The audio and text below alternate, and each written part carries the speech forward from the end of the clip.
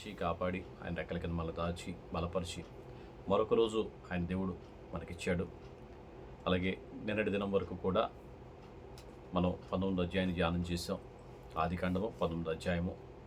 ఆ 19వ అధ్యాయంలో లోతు చేసిన పని, లోతు తన కుమార్తెలు చేసిన పని, మోయాబు అమ్మోనీయుల ఆ జనం రావడానికి కారణం, లోతు ఆ సొదొమ గొమొర్రా ప్రాంతంలో బిడ్డలుంచిన ఆ యొక్క స్థితిని బట్టి జరిగిన ఆ సంభవం, ఇవన్నీ కూడా దేవుడు పరిశుద్ధాత్మ దేవుడు ఏది దాచిపెట్టలేదు. అన్నీ కూడా మనకి తెలియాలి, అన్నీ మనం నేర్చుకోవాలని చెప్పేసి అన్నీ కూడా క్షుణ్ణంగా ఆయన రాసి ఉంచాడు. హేళనగా మాట్లాడినట్టుగా తెలిసి మనం కూడా మన కుటుంబాన్ని మన బిడ్డలను ఎలా పెంచుకోవాలో అన్నీ కూడా నేర్చుకోవడానికి దేవుడు ఏది కూడా దాచిపెట్టకుండా పరిశుద్ధ గ్రంథంలో అన్నీ కూడా మనకి రాయించి ఉంచాడు. అలాగే ఇక్కడ 20వ అధ్యాయం మనం చూసినట్లయితే మరొకసారి అబ్రహాం గారు తీసుకున్న మళ్ళీ దక్షిణ దిక్కే ప్రయాణం అయ్యాడు. 12వ అధ్యాయంలో ఒకసారి వెళ్ళాడు దక్షిణ దిక్కి, అక్కడ ఐగుప్తు రాజు ఉన్నాడు. ఇక్కడ దక్షిణ దిక్కు మళ్ళీ ఇంకోసారి ప్రయాణం అయ్యాడు. ఈసారి అబీమెలెకు రాజు ఉన్నాడు. గెరారు వెళ్ళాడంట, అబీమెలెకు రాజు అక్కడ ఉన్నాడంట. ఈ దక్షిణ దేశానికి తీసుకున్న నిర్ణయంలో లాస్ట్ టైము ఇబ్బంది పడ్డాడు, మరలా ఇప్పుడు అదే ఇబ్బంది పడుతున్నాడు. మనిషి స్వభావం ఒకసారి తప్పు చేశాడు, ఆ స్వభావాన్ని బట్టి మరలా ఇంకోసారి అదే ప్రమాదంలోకి వెళ్ళిపోయే పరిస్థితిలోకి సాతానుగాడు తీసుకుని వెళ్ళిపోతాడేమో. వాడెప్పుడు మనం వెన్నంటే ఉంటాడు, వాడెప్పుడు మన పక్కనే ఉంటాడు. మన బలహీనత చూసినప్పుడు వాడు ఏదో విధంగా ఈ మనుషుని దేవునికి వ్యతిరేకంగా లేదా దేవుని సాక్షిగా ఉండాలని దేవుని నిర్ణయించుకుంటే ఈ సాక్షిగా ఉండకుండా మనిషిని తప్పు మార్గంలో నడిపించేలాగా వాడు ఇబ్బందులు పడుతూ ఉంటే, ఆ మనుషులు ఇబ్బంది పడుతూ ఉంటే సాతాను గారు ఎంతో సంతోషపడతాడేమో. చూడు, అబ్రహాం గారు 20 అధ్యాయాలు మనం చూస్తే వెళ్ళాడు గెరారు ప్రాంతానికి, అబీమెలెకు ఉన్న ప్రదేశానికి వెళ్ళాడు. అక్కడికి వెళ్ళిన తర్వాత తన భార్యకి చెప్తున్నాడు, ఏమని, నువ్వు నాకు చెల్లెలు అని నేను నీకు అననని చెప్పు, ఎందుకంటే మనుషులు దేవుని భయం లేనివారు, నన్ను చంపేసి నేను బ్రతికరిస్తారు అంటే అంత క్రూరంగా ఉండేవాళ్ళేమో ఆ రోజుల్లో, అంత దారుణంగా ఉండేవాళ్ళేమో ఆ రోజుల్లో అని చెప్పాడు. అలాగే ఆ మనుషులు వచ్చినప్పుడు శారమ్మ కూడా అలాగే చెప్పింది. అబీమెలెకు దగ్గరికి తీసుకుని వెళ్ళారు. అబీమెలెకు అబ్రహాంకి ఐగుప్తు రాజు ఇచ్చినట్టే చాలా సంపద ఇచ్చాడు, ధాన్యం, గొడ్లు, గోదలు అన్నీ కూడా ఇచ్చాడు. అయితే దేవుడు చూస్తూ ఉండలేదు. తన పిల్లల మీద దేవుని యొక్క కనుదృష్టి ఎల్లప్పుడూ కూడా ఉంటూనే ఉంటుంది. ఆయన దృష్టి ఎప్పుడు కూడా తన పిల్లల మీద, ఒక తండ్రి బిడ్డలు అడుగు వేస్తున్నప్పుడు ఎలా అయితే వాళ్ళ జీవితం అంతా కూడా వాళ్ళ కనుదృష్టి, వాళ్ళు ఎలా ప్రవర్తిస్తున్నారు, వాళ్ళు ఎలా ఉన్నారు, ఎక్కడ తప్పు చేస్తున్నారు, ఎక్కడ పొరపాటు చేస్తున్నారు, ఎక్కడైనా అని చెప్పి ఆయన కనుసన్నలో ఏ దారిని వెళ్ళినా నా బిడ్డలు ఎక్కడున్నారు, నా బిడ్డలు ఏ పరిస్థితుల్లో ఉన్నారు, ఎటు చూస్తున్నారు, ఎక్కడ తిరుగుతున్నారు, ఎవరితో స్నేహం చేస్తున్నారు, ఏ ప్రదేశాల్లో వాళ్ళు ఎక్కువగా కనపడుతున్నారు అనేది తల్లి తండ్రి బిడ్డలను ఎలాగైతే కనిపెట్టుకుంటూ ఉంటారో, అలాగే ఇక్కడ ఈ అధ్యాయంలో మనం చూస్తే అబ్రహాముని తన భార్య శారాయిని దేవుడు కనిపెడుతూనే ఉన్నాడు. నిజమే, ఎంతైనా మనుషులు బలహీనమే. ఆ బలహీనతలో తీసుకున్న కొన్ని నిర్ణయాలు కొన్ని తీర్చలేం, కొన్ని దేవుని కృపను బట్టి అవి అక్కడ సాల్వ్ చేస్తాడు. కొన్ని మనం తీసుకున్న నిర్ణయాలు ఇక ఎంతైనా కానీ దానిలోకి ఇక మార్పు రాదు, దాన్ని అనుభవించాల్సిందే. ఇక్కడ చూస్తే అబీమెలెకు దైవభక్తి కలిగినోడు. అబీమెలెకు దైవభక్తి కలిగినోడు కాబట్టి దేవుడు అబీమెలెకుతో మాట్లాడి అబీమెలెకు హెచ్చరిక చేస్తున్నాడు. అబ్రహాము ప్రవక్త అని భార్యను ముట్టడానికి వీల్లేదు, ఆమె ఆయన భార్య, అని చెప్పగానే దేవుని భయంతోనే, వణుకుతోనే దేవుని ప్రార్థన చేస్తున్నాడు. అయ్యా, నీ దృష్టిని ఏమైనా తప్పు చేశానా? నిజంగానే అధ్యాయంలో అబీమెలెకు అన్యరాజే అవ్వచ్చు, కానీ దేవుని యందు భయభక్తులు కలిగిన వాడు. వెంటనే అబ్రాహాము పిలిచి అడుగుతా ఉన్నాడు కదా, ఏమైనా భార్య అని చెప్పేసి చెప్పకుండా నా సహోదరి అని ఎందుకు చెప్పావు? నేను ఎంత పెద్ద పాపం చేసావని, దేవుని దృష్టికి నేను ఎంత ఇదేవాడిని అని చెప్పేసి అడుగుతున్నాడు. అయ్యా, ఇక్కడ జనమంతా కూడా దేవుని భయం లేని వాళ్ళు. దేవుని భయం లేని జనములో మేము మా జీవితాలు కాపాడుకోవడం కష్టం కాబట్టి నేను అలా అబద్ధం ఆడాను. నిజానికి ఆమె నా తల్లి కూతురు, నాకు సహోదరి అయింది. అంటే తల్లి యొక్క వంశం నుండి వచ్చింది కాబట్టి ఆమె సహోదరి అయింది. తండ్రి యొక్క వంశం నుండి వస్తే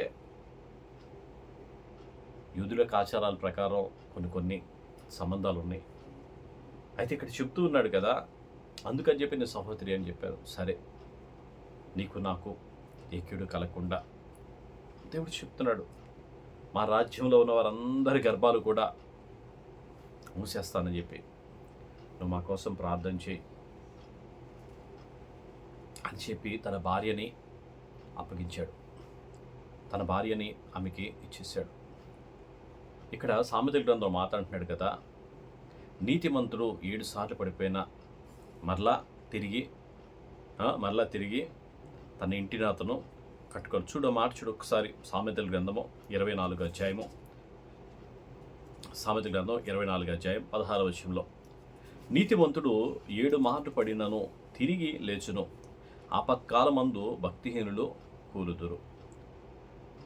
అబ్రహాముకి దేవుడు నీతిమంతుడని చెప్పాడు. అతడు దేవుని నమ్మాను, అది అతనికి నీతిగా ఎంచబడెను. 15వ అధ్యాయంలో మనుషులు ఎంతైనా మన జీవితకాలం అంతా కూడా మనం చేసే పోరాటంలో, మనం చేసే ప్రయాణంలో రకరకాల మనుషులు, రకరకాల పద్ధతులు, రకరకాల పరిస్థితులు అన్నిట్లో కూడా ఏదో విషయంలో మనం బలహీనం అయిపోతూనే ఉంటాం, ఏదో విషయంలో మనం పడిపోతూనే ఉంటాం. చూడు, ప్రసంగి గ్రంథం 7వ అధ్యాయం 20వ వచనం అంటున్నాడు కదా, పాపం చేయక మేలు చేయుచుండు నీతిమంతుడు భూమి మీద ఒక్కడైనను లేడు. పాపం చేయక మేలు చేయు నీతిమంతుడు భూమి మీద ఒకడైనను లేడు అని ప్రసంగి గ్రంథంలో. కానీ దేవుడు ప్రభు అయిన యేసుక్రీస్తు వారు వచ్చిన తర్వాత మనిషిలో ఎంతైతే అంత మార్పు దేవుడు తీసుకొని వచ్చాడు. ఆయన కృపను బట్టి, ఆయన దయను బట్టి, ఆయన ప్రేమను బట్టి, ఆయన ప్రేమనే మనకిచ్చాడు, ఆయన వాత్సల్యాన్ని మనకి ఇచ్చాడు. మనుషులు ఎందుకు అబద్ధాలు ఆడతారంటే వాళ్ళకి భయం. చూడు, 29వ అధ్యాయం, సామెతల 29వ అధ్యాయం 25వ వచనం ఉంది కదా, భయపడుట వలన మనుషులకు ఉరి వచ్చును, యెహోవా యందు నమ్మిక ఉంచువాడు సురక్షితముగా ఉండును. దేవుని యందు నమ్మకం ఉంచినవాడు సురక్షితంగా ఉంటాడు. భయంతో ఉన్నాం అనుకో, ఆ మనుషునికి నిజంగానే అబ్రహాము ఆమెను అప్పగించి మౌనంగా ఉన్నాడేమో, దేవునికే అప్పగించి దేవుని యందు భయభక్తులు కలిగి దేవుని ప్రార్థన చేస్తున్నాడేమో. చూస్తున్న దేవుడు విడిచిపెట్టడు, చూస్తున్న దేవుడు వదిలిపెట్టడు. సమస్తమును కూడా చేయగలిగిన సమర్థుడైన వాడు, ఆయనకు అసాధ్యమైంది ఏమీ లేదు. చూడండి ఒకసారి 20వ అధ్యాయము, ఆదికాండం 20వ అధ్యాయం, బైబిల్ తీయండమ్మా ఒకసారి. ఆదికాండం 20వ అధ్యాయం మనం చూసినట్లయితే అక్కడ జరిగిన ఆ పరిస్థితి, అక్కడ జరిగిన సంభవాన్ని ఒక్కసారి మనం ధ్యానించుకుందాం. దుష్టుడైన వాడు ఎలాగైనా మనుషుల్ని పడగొట్టడానికి తప్పుదారి వాడు నడిపిస్తూనే ఉంటాడు. తప్పుదారి నడిపించినప్పటికీ దేవుని కృప ద్వారా మాత్రమే. అక్కడ నుండి అబ్రహాము దక్షిణ దేశమునకు తరలిపోయిను, కాదేశునకు శూరుడుకు మధ్య ప్రదేశంలో నివసించి గెరారులో కొన్నాళ్ళు ఉండెను. అప్పుడు అబ్రహాము తన భార్య అయిన శారాను గురించి, ఈమె నా చెల్లెలని చెప్పాను. గనుక గెరారు రాజైన అబీమెలెకు శారాన్ని పిలిపించి తన ఇంట చేర్చుకొనెను. అయినను రాత్రివేళ దేవుడు రాత్రి స్వప్నమందు అబీమెలెకు నొద్దకు వచ్చి, నీవు నీ ఇంట చేర్చుకున్న స్త్రీ ఒక పురుషునికి భార్య గనుక ఆమె నిమిత్తము నీవు చచ్చినవాడు సుమా అని చెప్పాను. అయితే అబీమెలెకు ఆమెతో పోలేదు. గనుక అతడు, ప్రభువా, ఇట్టి నీతిగల జనమును హతము చేయుదువా? ఈమె నా చెల్లెలు అని అతడు నాతో చెప్పలేదా? మరియు ఆమె కూడా అతడు నా అన్న అని అనెను. నేను చేతులతో ఏ దోషము చేయక యథార్థ హృదయముతో ఈ పని చేసి తిని.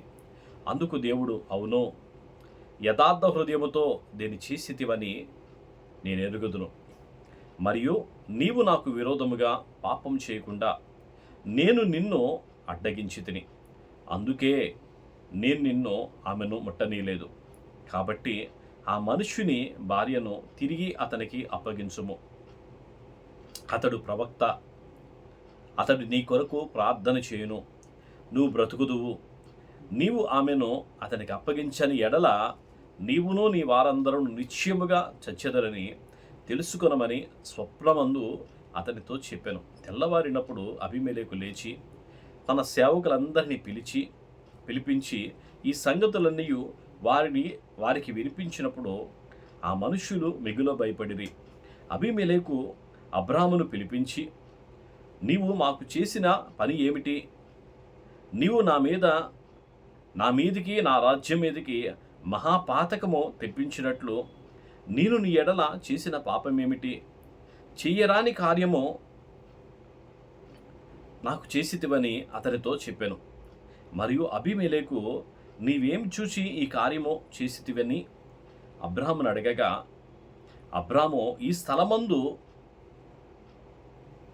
దేవుని భయం ఏమాత్రము లేదు గనుక నా భార్య నిమిత్తము నన్ను సంపుదురు అని అనుకొని చేసి తిని. అంతేకాక ఆమె నా చెల్లెలు అనే మాట నిజమే. ఆమె నా భార్య కుమార్తె కానీ ఆమె నా తండ్రి కుమార్తె కానీ నా తల్లి కుమార్తె కాదు. ఆమె నాకు భార్య అయినది.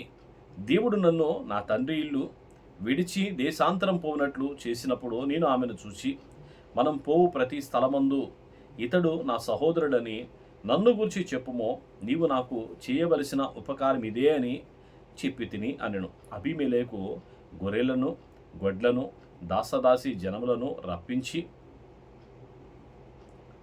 అబ్రహాముకిచ్చి అతని భార్య అయిన శారా అతనికి తిరిగి అప్పగించెను. అప్పుడు అబీమెలెకు, ఇదిగో నా దేశము నీ ఎదుట ఉన్నది, నీకిష్టమైన స్థలమందు కాపురముండుమో అనెను. మరియు అతడు శారాతో, ఇదిగో నీ అన్నను నీ 1000 రూపాయలిచ్చి నీ అన్నకు నేను 1000 రూపాయలిచ్చి ఉన్నాను.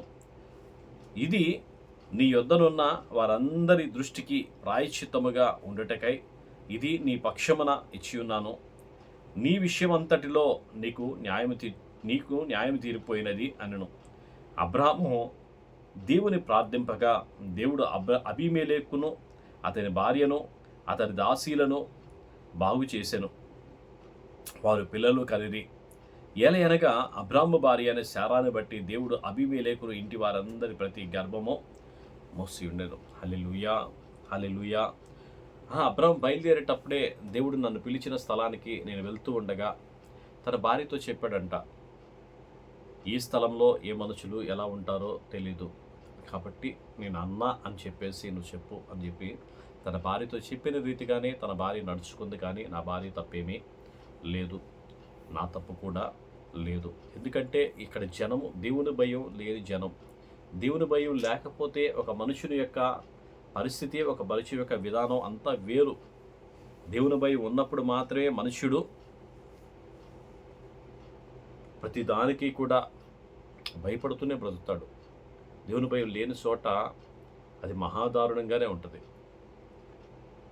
దేవుని భయం ఉన్నప్పుడు మాత్రమే మనిషి భయభక్తులు కలిగి ఉంటాడు. అమ్మో నాకేమైనా శ్రమ వస్తేమో, అమ్మో నాకేమైనా శిక్ష వస్తేమో, అయ్యో నాకేమైనా కష్టం వస్తేమో, నాకేమైనా శాపం తగిలిద్దేమో, నా బిడ్డలకి ఏమైనా ఇదైద్దేమో అని చెప్పేసి భయపడుతూ బతుకుతారు. నిజమే, అబీమెలెకు దేవుని భయం ఉంది, కానీ ప్రజలకు దేవుని భయం లేదంట. అబీమెలెకు దేవుని భయం ఉంది కాబట్టి అబీమెలెకుతో చెప్తున్నాడు దేవుడు, ఆ రాత్రి స్వప్నమందు అని కనబడి ఆమె ఒకరికి భార్య, నువ్వు ముట్టకూడదు అని చెప్పినప్పుడు అబీమెలెకు కూడా అదే విధంగా దేవుని యందు సాగిలపడి, ఈ విషయంలో ఏమైనా తప్పు చేశానా ప్రభువా? నిజమే, అబీమెలెకు యొక్క భక్తిని చూసినప్పుడు అందుకే నేను నీ దగ్గరికి వచ్చాను అంటున్నాడు ఆయన. నువ్వు ఎంత భక్తిగా ఉన్నావో, దేవుడు అందరికీ దేవుడే అండి. దేవుడు అందరికీ దేవుడే. ఈ జనము ఆ జనం అనేం లేదు. మనమే ఎరుగక, మనమే తెలియక రకరకాల దారులు మనం తీసుకొని రకరకాల మార్గాలు మనం ప్రయాణం చేస్తూ ఉన్నాం. అబీమెలెకు గెరారు దేశపు అన్య రాజు, ఇశ్రాయేలు వాడేం కాదు. అయినప్పటికీ కూడా దేవుని భయభక్తులు కలిగి ఉన్నాడంట. ఈ విషయంలో ఏమైనా తప్పు చేశానా ప్రభువా? నా ఇంటి వారికి ఏమైనా శాపం వస్తా ప్రభువా? నాకేమైనా నష్టం కలిగిద్దయ్యా అని చెప్పి దేవుని దగ్గర బతిమలాడుతూ అడుగుతున్నాడు. దేవుని దగ్గర బతిమలాడుతూ అడుగుతున్నాడు. ఈ విషయంలో నువ్వేమీ తప్పు చేయలేదు అని దేవుడే అబీమెలెకు గురించి సాక్ష్యం ఇస్తూ ఉన్నాడు.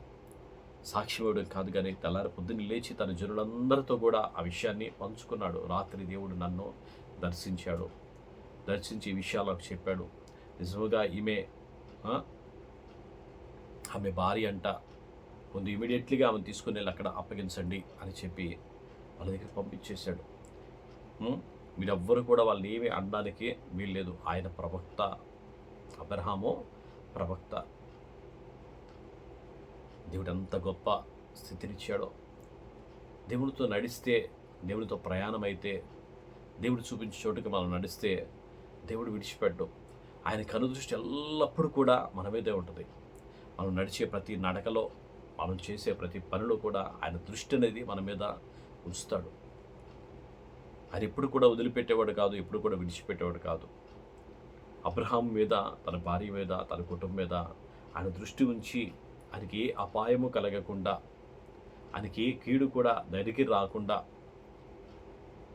ఏ జనములో అయినా సరే దేవుడు ఆయనకి కాపుదల ఇస్తూ, ఏ ప్రజలైనా ఆ ప్రజల మధ్యలో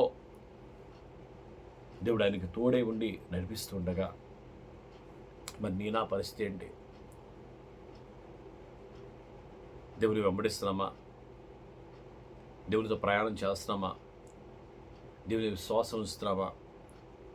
ఒక్కసారి వెంబడిస్తే ఆయన చెప్పినట్లుగా ఒక్కసారి మనం ఆయన వైపు తిరిగితే ఆయన ఎత్తు విడిచిపెట్టడం. ఆయన కనుదృష్టి ఎల్లప్పుడూ కూడా మన మీద ఉంటుంది. మనం చూస్తున్న దేవుడు ఆయన. మనం పరీక్షిస్తాడు. మనం చేసే పనులన్నింటిలో కూడా మనం ఎక్కడైనా పడిపోయినా మళ్ళీ తిరిగి లేపగలిగిన సమర్థుడు, మళ్ళీ తిరిగి లేపి మళ్ళీ కట్టగలిగిన సమర్థుడు ఆయన. ఎగతాళి చేయడు. నువ్వు చేసిన తప్పుకి నీకు న్యాయమేలే అని చెప్పేసి మనం త్రోసేయడు. అంత గొప్ప దేవుణ్ణి మనం ఆరాధిస్తున్నాం. అంత గొప్ప దేవుని సన్నిధికి మనం వచ్చి ఉన్నాం. ఆయన కోరిదల్లా ఒకటే, నీతిగా ఉండు, యథార్థంగా ఉండు, ఆయన ఏదో భయభక్తులు కలిగి ఉండు. ఆయన భయభక్తులు కలిగి ఉన్నామనుకో, దేవుడు విడిచిపెట్టడం, దేవుడు వదిలిపెట్టడం. నీ యందు కృపా కనికరం కలిగిన ఆ దేవుడు నీ పక్షాన నీ శత్రువుతో యుద్ధం చేస్తాడు. నీ పక్షాన నీ శత్రువుతో పోరాటం చేసి నీకు కంచె వేసి నిన్ను కాపాడుతాడు. ఎల్లప్పుడూ కూడా ఆయన కదృష్టి మీద కోడి తన పిల్లలు రెక్కలకి చేర్చున్నట్టుగా ఆయన చేర్చుకుంటాడు.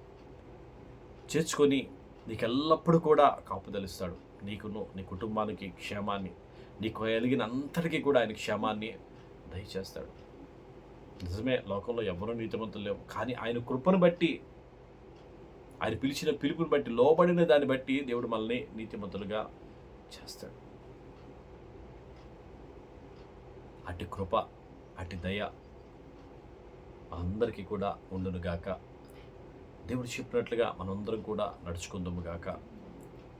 దేవుడు సంరక్షణలో మనం ఉందుముగాక. అబీమెలెకును గద్దించిన దేవుడు నీ శత్రువులను కూడా ఆయన గద్దిస్తాడు. అబ్రహాముకు తోడుగా ఉన్న దేవుడు నీకును నాకును కూడా ఆయన తోడుగా ఉంటాడు. దేవుడి మాటలు దీవించి ఆశీర్వదించును గాక. ప్రార్థన చేసుకుందాం. స్తోత్రం నాయన, మహాపరిశుద్ధుడైన దేవ, మీకే వందనాలు, స్తుతులు, స్తోత్రాలు. దేవాది దేవ, జీవం గల దేవుడా, జీవాధిపతి, మీకు స్తోత్రం నాయన. ప్రభువా, ఈ వాక్యాన్ని ప్రభా ఎంతమంది బిడ్డలైతే వింటున్నారో అయా చూస్తున్నారో దీన్ని వెంబడిస్తూ ఉన్నారో అయ్యా వారందరూ కూడా దీవించబడును గాక, వారందరూ కూడా మీ ఆత్మచేత నడిపించబడుదురు గాక.